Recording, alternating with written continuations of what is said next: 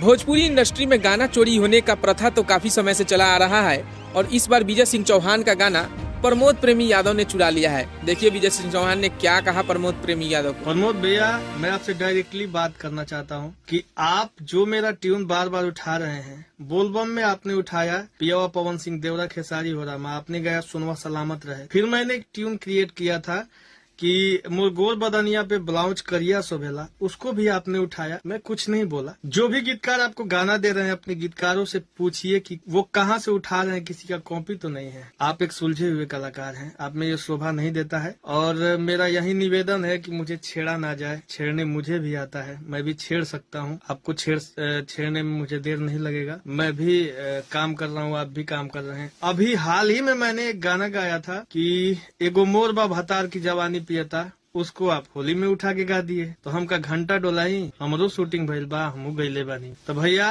रो बड़ भाई बानी, ऐसा छेड़छाड़ हमरा से मत करी, न तो ई मामला विवाद के रूप ले ली, देर ना लगी। नमस्ते, प्रणाम।